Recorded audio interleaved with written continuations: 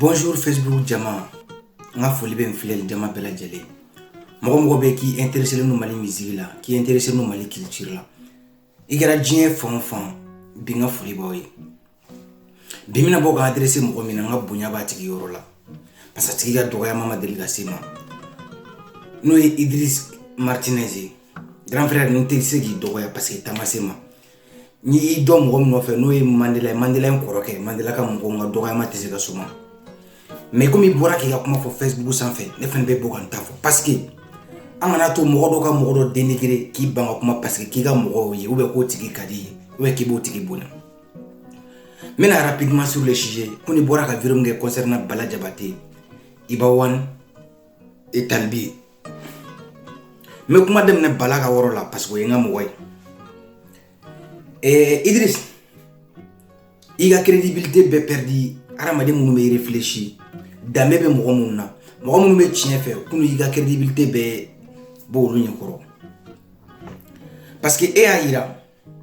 comme quoi Bala manga Talbi ga son clan. Son minani Ibawan clasher lendo. Awi ni kele ne kaya. Ka sniper la boss de giga si jokono. Awi ni video kele ne tuntu noya ka pega la boss de giga si jokono. Et min kalama. Mali musique ça tourne autour de Sidiki Jabate, Mali rapu. Ite ne rappeur chifo Sidiki ma deliga min de meka koro. Ite ne rappeur chifo Sidiki ga herete min wono. Ite ne rappeur chifo min mo ma deliga jo Sidiki la. Ne bien ma foko Sidiki ama fo Ibawan o la dam ne no fait. Sidiki bora ka video joli le ga et Idriss ka fo alema Iba gen si jokono. Iba de si bla. Iba be fere don fadiya ka temalen Sidiki te. Pour que Sidiki donne le jamana munga alebe doin. Ne be boka ni video répond parce que n'était des musiques fan n'était Sidiki fan. Ne ko des musiques fan ne compte une vidéo répond. On va faire des musiques fan bela de là qu'on a une vidéo en compte. Ne ke ko drone ka se ka comparaison te moni au artiste ku profiter au artiste ka staria la courir là don. Idriss Talbi era perdu. Bala biti me garder. Bala te songe Talbi fou même si c'est le cas. Klimu me si jokono Johnny Bossara. Électricité mumbi Johnny Bassara. Matériel Louis Johnny Bassam. Ni iba ko katse ka songe Bala fi. Ko parce que allez venir Sidiki be kele la, ça n'engage que Ibawan. Ni Talbi ko kabina ka suno sido be Talbi bolo. Talbi ba do ale mo be baramina. Bala de be se ko barenge Talbi tara Bala fi. Bon pour que ka ira Idriss ki galon tige. Ka ira kima chinya fo. Ki ga kuma inge dron ka beziri ke meno wora yirila. Talbi ga kuma nyana amabon kalo yere la ye galon tige depuis ça fait 3 mois maintenant. Talbi ga soin bora amabo 2021 yere kuma. Ni to do mo fi. Aïka Talbi ga chaîne tout ça fait quoi c'est ko kuma nyana abta sur soin ça fait 3 mois depuis Bala Jabate mata Côte d'Ivoire. Yere kanga donc ye galon tige Idriss. Parce que Bala il était mal là actuellement. Ça fait 3 mois maintenant Bala be Côte d'Ivoire. Talbi ko kuma nyana ke dumna so Sidiki mata kasula ne a viru blanc pa isan fait ne yi bora ka kuma la parce que viru no ga bezige tala je viru so nyere ke wala Sidiki yere be kay la ko soin ma ke 600 comme Talbi sondo de bo ko nyana nye bezige ko dum nyana ma njara malew nyana ma nye bezikiri Talbi be fe ka songoro la bo o technique dore et tout don Talbi tara kuma nyana ta ka remixer wa Bala yere mo kere Talbi tara no yere ga studio là si je me trompe pas ka son yelema ka ke afuru ne remixer de son yere be do so gon ni o do so gon na ma de Idriss ne te ko don Idriss me ko fie ko Bala amanga Talbi ga son clan ko parce que ko Talbi ni Iba be nyogona Idriss te miri Idriss ima ko infamna isigi gi miri don 2012 ira fo Iba ko meta ga son Sidiki fe ka Gaspi meta ka son Sidiki fe ka Iba ira ni Sidiki Joshi Sidiki ga woro Jabate ba musique c'est un label fiento be dongena sarare Idriss me kuma kele fe ni man famine o kapsa ni fa kana ngule ni Iba tse ka barake ni Jabate la ko kuma Jabate la ko fene ka ke Iba ni mogo mandi ku banga barake no yiwa Idriss anga mogo bonya quoi mais Idriss yininga ni ekra commerçant insisa ega client do babina sanenge fe wa mgongo bisaba mais au client on est terke demandé yala ebi banki ka marchandise fere au client ma parce que ko ni terke mandi Idriss communauté bɛɛ ma kana imposer mɔgɔ wɛrɛ da la aw ye ni vidéo kelen nɛgɛ ko sniper bɛ Iba clash dɛ critique karata ka sniper la bɔ jagoya Sidiki ka studio la mais avec Talbi ça marchera pas ne tɛ Talbi mɔgɔ ye ne tɛ Sidiki mɔgɔ ye mais ko dɔ de kɛra Sidiki la directement o de ma diya ne bɛ ka Sidiki devant ta mais ne tɛ Sidiki mɔgɔ ye ne tɛ Talbi mɔgɔ ye mais an ka tiɲɛ fɔ ɲɔgɔn ye quoi Bala a les plein droit même sini sans ni ne ko n bɛ taa sɔn kɛ ka Iba One fan ne bɛ Bala ka wari sara Bala b'a kɛ basabula an ye mɔgɔw ye yan olu ye Sidiki fan ni ka Sidiki ba ni olu ni Iba One collaborer la mais mun de la Iba One mi ban ka collaborer ni Safral Obiang parce que ko Safral ni Sidiki ka di mun de la amo kɛ mun de la Iba One mi i bala ka taa arrière chaîne fɛ ka taa u ka vidéo ko fɛ parce que ko ni Sidiki fitinin kɛ ou bien ko ni Sidiki ka di mais sina Iba One i ban ka fitinin kɛ dergɛ fɛn ko parce que dergɛ ni Sidiki ye fɛn kɛ ko ye intérêt ko de Idriss ne tɛ Mali mi arabu dɔn i da bɔ a la o ka fisa i kana n'i yɛrɛ dɔgɔya mɔgɔ ɲɛkɔrɔ ne tɛ n'i dɔgɔya mais ne bɛ bɔ ka kuma f'i ye kuma fɔ tiɲɛ tɛ mais ne tɛ ka siri ɲɛ n bɛ k'i bonya de n bɛ k'i bonya ko dɔ de kama i ta ma deli ka se ma wa n y'i dɔn mɔgɔ dɔ de kama Idriss i ye erreur ba de kɛ kun i ka vidéo la i y'a yira ko i bɛ côté min na wa i y'a yira k'i tɛ ka tiɲɛ fɔ i y'a yira k'i ka vidéo bɛɛ baiser ɲini de don i y'a yira k'i ka vidéo bɛɛ la i bɛ fɛ dɔrɔn de i ka dɔn comme quoi sinon Iba One taara Côte d'Ivoire Iba One ka promo bɛɛ kɛ a bɛ ka Talbi de dɔgɔya a y'a ka promo bɛɛ kɛ a bɛ ka i gulo Sidiki de tɔgɔ la a b'a fɔ Talbi ma yɔrɔ min na Idriss ko Talbi tɛ rappeur ko Talbi ye vidéoman ye Idriss e m'o ye wa Iba y'a fɔ yɔrɔ min na ko Talbi ko fan t'o bolo Idriss e m'o ye wa donc Iba a le droit ka Talbi dɔgɔya droit tɛ Talbi bolo ka Iba dɔgɔya aw bɛna aw sigi vidéo kɛ la dɔrɔn vesi baw don vesi tɛ Idriss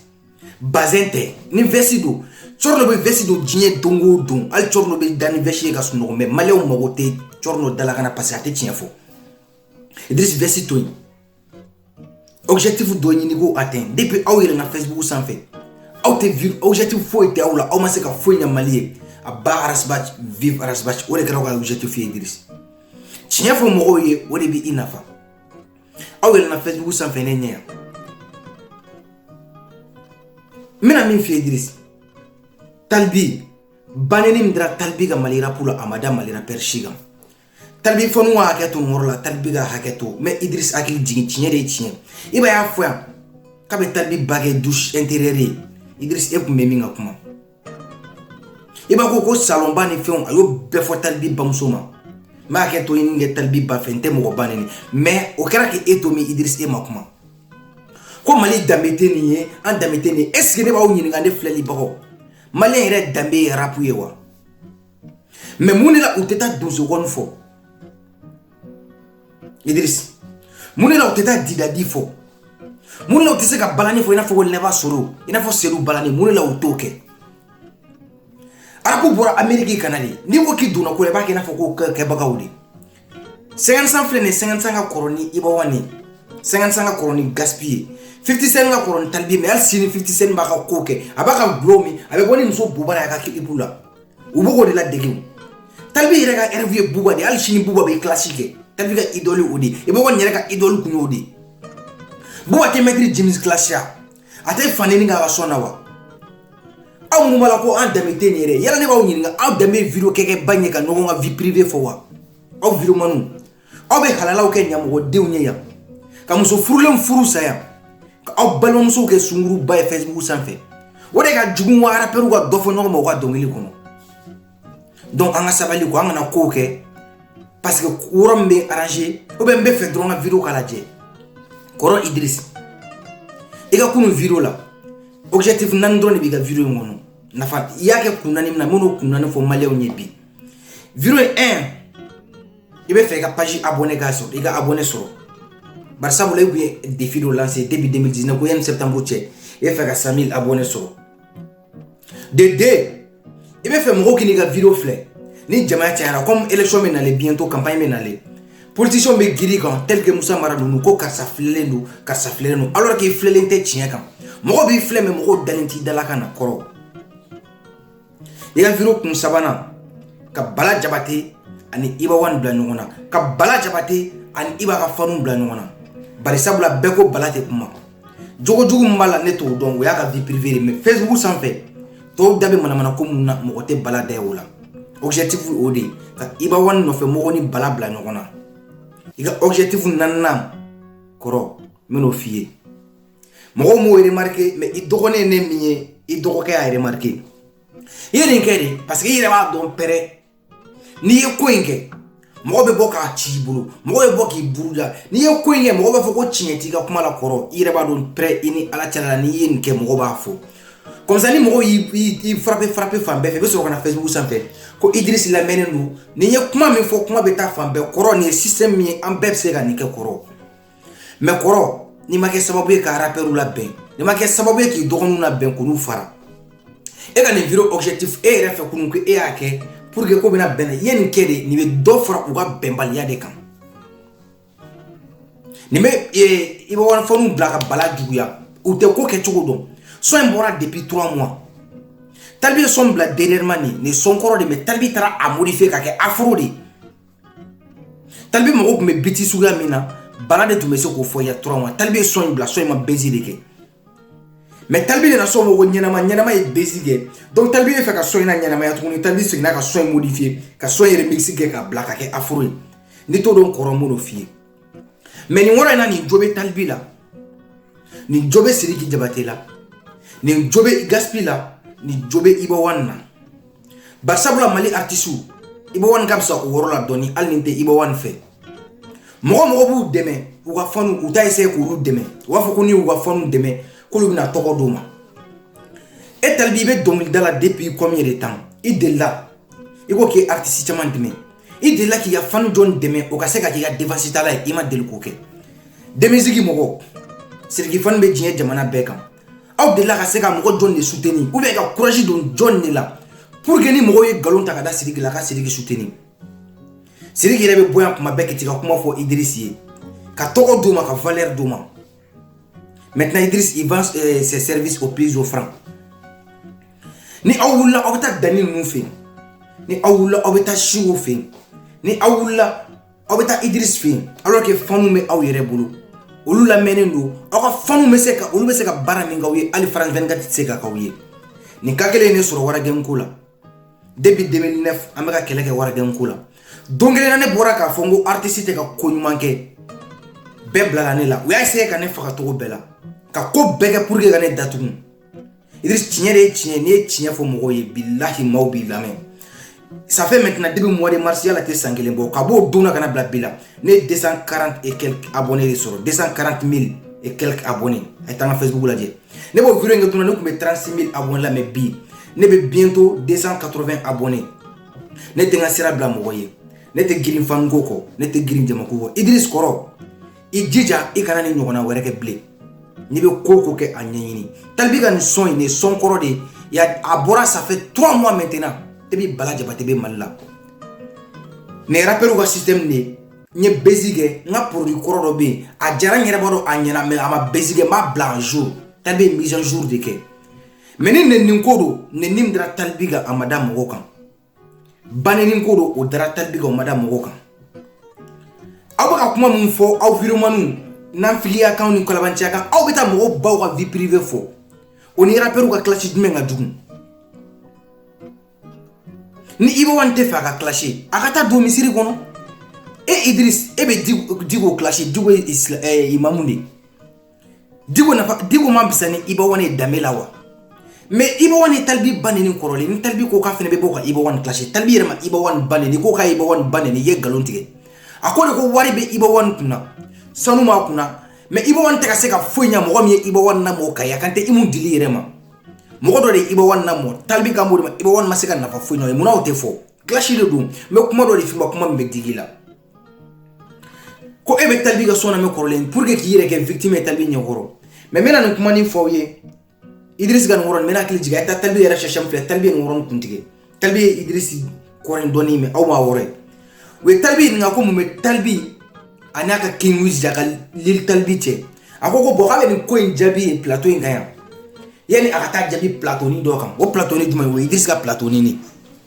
Idriss de wulila k'i yɛrɛ kɛ rappeur fɛn baga ye mais a jo bɛ rappeur la hali sini ne b'a fɔ i Sidiki Jabate o i talibi wo i ba wan wo i gaspi wo parce que Mali artiste te horonye mo b'u dɛmɛ u to jate mɔgɔ ye fo mɔgɔ b'u fanu bani o de ka du ye ni kun ye leçon ka di aw ma a y'a hakili to la artiste aw ka fanu a ye valeur k'aw ka fanu na olu dɔrɔn de bɛ se k'aw défense ta olu de t'aw janfa olu de tɛ wari minɛ aw la olu b'a kɛ parce que aw ka du ye mais a b'aw kɔnɔ ni aw y'aw ka fanu dɛmɛ ko aw ye tɔgɔ d'olu ma o tɔgɔ de o bɛ tila ka segin aw de ma bi ni a ye Idriss Ja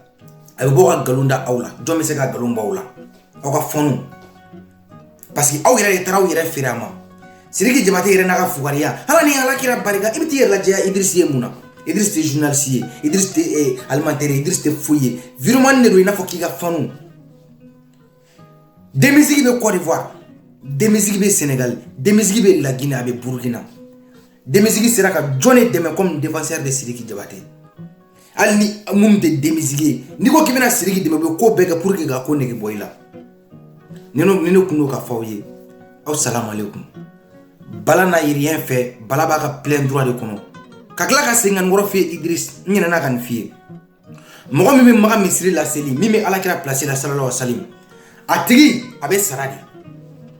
a bɛ jɔli kaba kɔnɔ ka seli wallahi Idriss a bɛ sara de Idriss fiyentɔ bɛ dɔnkɛ n'a sara de papu min bɛ Italie min bɛ Jésus Christ place la dugukolo sanfɛ a bɛ sara de ni t'o dɔn n b'o f'i ye Bala min bɛ Bala arranger Bala bɛ o de kɛ mɔgɔyaba tɛ mɔgɔyaba ninnu dɔ kɛra olu la ten salamu alaikum